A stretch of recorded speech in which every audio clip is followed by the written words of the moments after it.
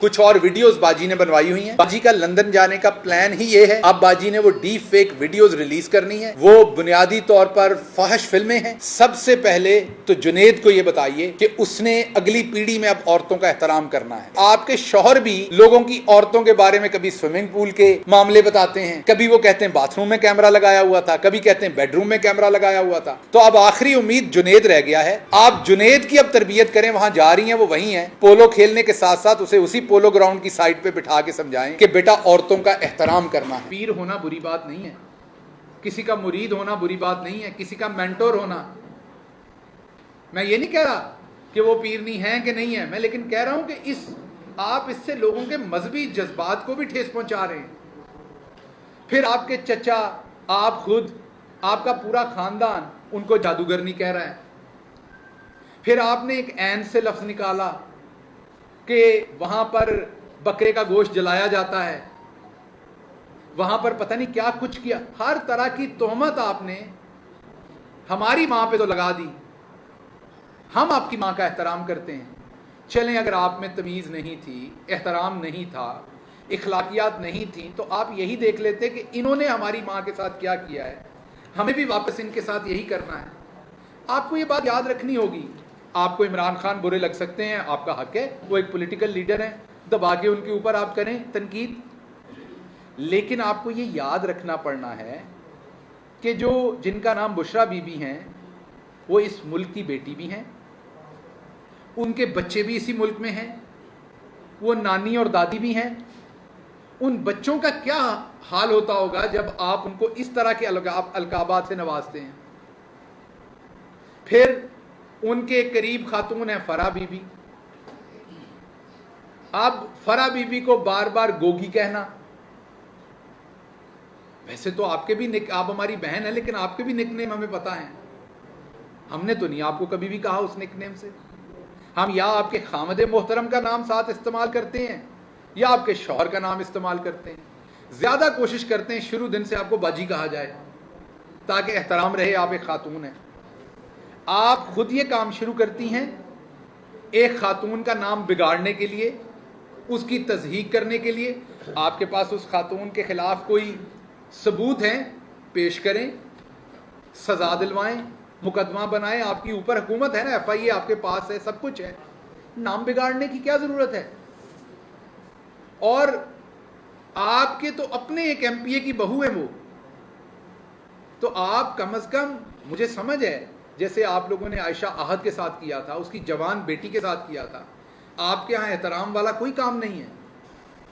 मैं हैरान होता हूं कि जैसे फॉर एग्जाम्पल जब तक आपने कोई चीज़ नहीं देखी, आपने बीमारी नहीं देखी, आपने मौत नहीं देखी, आप किसी का मजाक उड़ा सकते हैं शायद, लेकिन जब आप अपने घर में वो चीज़ दिखाते, और अल्लाह की ज़ात हम सबको इसलिए दिखाती कि हम दूसरों का कर सके। ये बहुत सारे सहाफ़ी बताते थे कि हम पे रियासती तशद्दुद हुआ, मुझे शायद तब समझ नहीं आती थी। अब एक दिन चौधरी गुलाम हुसैन साहब मुझे बता रहे थे कि 21 दिन उन्हें लाहौर के शाही किले के एक छोटे से एक सेल में रखा गया, और जब वो बता रहे थे तो उन्हें उस पे उनकी आंखों में आंसू नहीं थे। जो अगली बात उन्होंने की उस पे उनकी आंखों में आंसू थे कि 21 दिन तक उनकी मां ने ना अच्छी तरह से खाना खाया ना गुस्ल लिया, क्योंकि वो घर में तड़प रही थी। कसूर उसका क्या था, वो लिख रहा था बेचारा, साफी था, क्योंकि मिडिल क्लास था, माड़ा बंदा था, तो उठा के अंदर दे दिया। अब मुझे हैरानी होती है जब राना सनाउल्लाह तशद्दुद के बारे में बयानात देते हैं। उनसे कहीं ज़्यादा अक्लमंद हमारी बहन उनकी बेगम है, जिन्होंने एक दफ़ा अपने शौहर को मुसीबत में देखा तो अब वो किसी और जो मुसीबत में आता है उसके लिए वो दुआ करती हैं। तो मैं राना साहब को ये कहूँगा कि जब इंसान के साथ एक दफ़ा हो जाए तो फिर वो दूसरों के दर्द को एहसास करना उसकी जिम्मेदारी बन जाती है। अल्लाह मियाँ इससे ज़्यादा और आपके साथ कुछ नहीं कर सकता होता। ये मैक्सिमम होता है कि आपको दिखाए ताकि आप दूसरे का एहसास कर सकें। तो आप ये पुरतशद्दुद बयानात ना दिया करें। ये आपने भी सह के देख लिया हुआ है, मैंने भी सह के देख लिया हुआ है, और हम दोनों को पता है कि ये कोई अच्छी चीज़ नहीं है, और इससे दूसरों को ह्यूमिलिएट करने की कोशिश करना, बुनियादी तौर पर आप अपने आप को ह्यूमिलिएट करने की कोशिश कर रहे हैं। मैं वापस आता हूँ उसी मौजू पे। अब मसला ये है मरियम साहबा का कि इनके वालिद का एहतराम ज़रूरी है, مریم باجی کا احترام ضروری ہے، لیکن ہماری ماؤں کا احترام ضروری نہیں ہے۔ بشرا بی بی کسی کی ماں نہیں ہے، کسی کی بیوی نہیں ہے، اس ملک کی بیٹی نہیں ہے۔ ان کے بارے میں عورت کارڈ کام نہیں آنا، اپنے بارے میں آنا ہے۔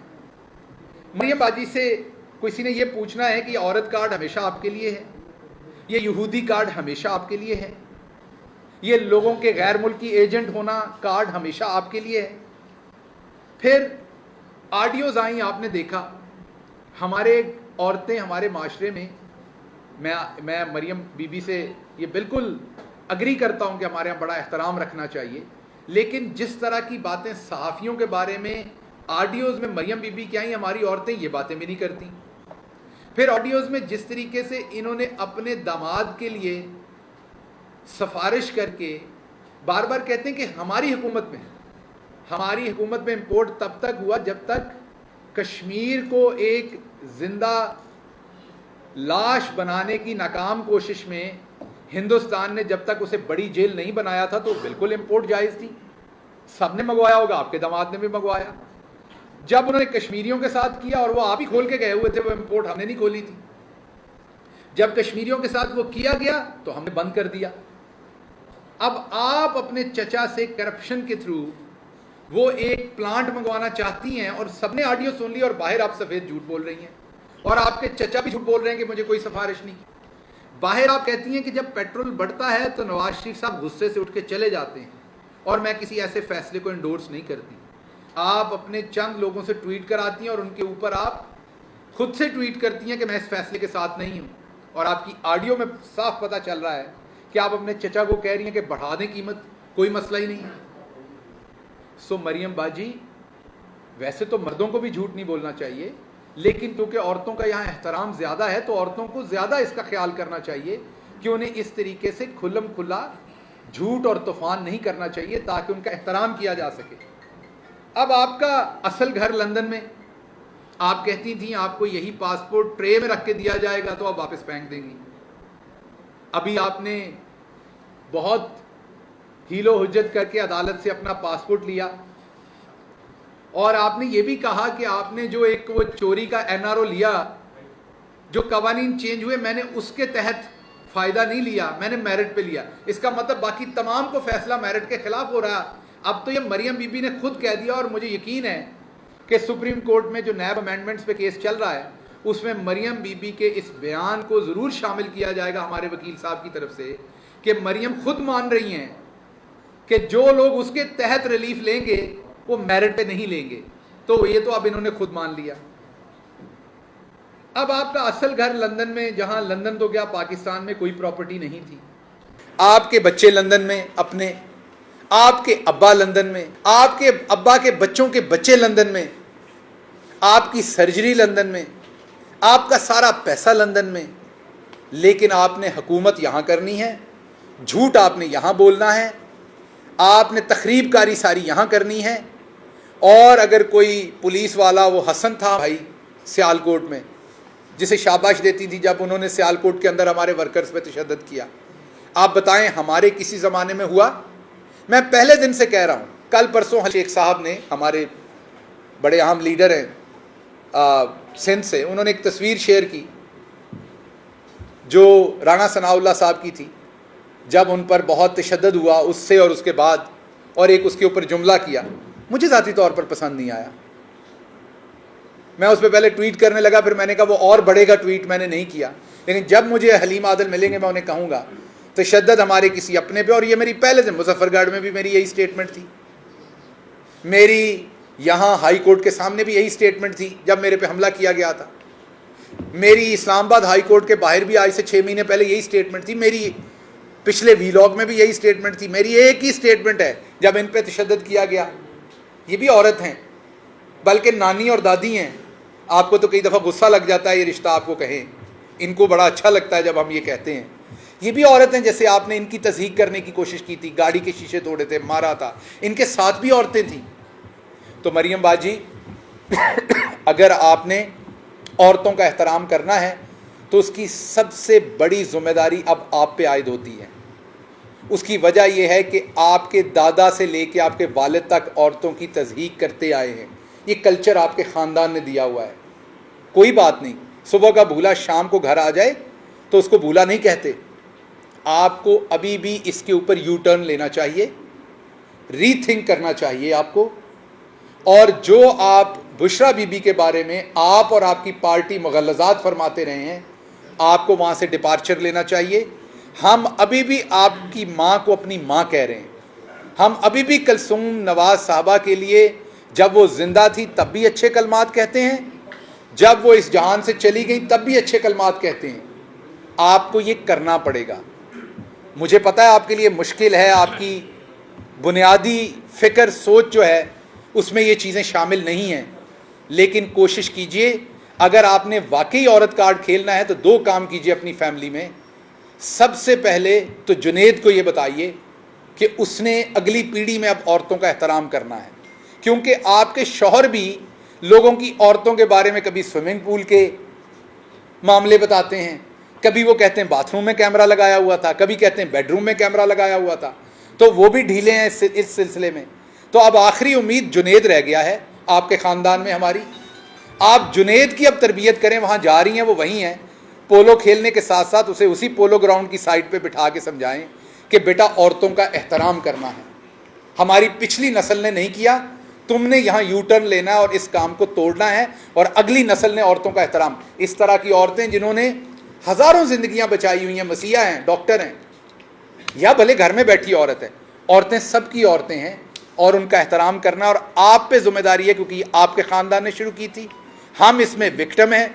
اور دوسرا کام جنید کو کہنا ہے کہ اگر اس نے, کیونکہ شاہی خاندان سے ہے, آپ کے بعد تو ولی عہد آپ اس ملک کا اسی کو بنانا چاہیں گی, تو جب اس مڈل کلاس غلام قوم کے اوپر آپ نے ان کو مسلط کرنا ہے تو ان کو بھی یہ بتا کے کرپشن بھی وہ ضرور کریں گے, اور یہ بھی قومی کھیل ہے آپ کا, قومی مین آپ کا خاندانی کھیل ہے. تو جب وہ کرپشن کریں تو خاندان کی عورتوں کے نام کے اوپر وہ کرپشن نہ کریں, تاکہ ان پر مقدمات نہ بنیں, تاکہ عورتوں کا. آپ کو کیا لگتا ہے جب آپ گرفتار ہوئی ہوں گی تو جس جج صاحب کے سامنے گئیں, جس نے گرفتار کیا, جو اس ٹائم کی حکومت ہوگی, کیا ان کے لیے مشکل نہیں ہوگی وہ سارا کام؟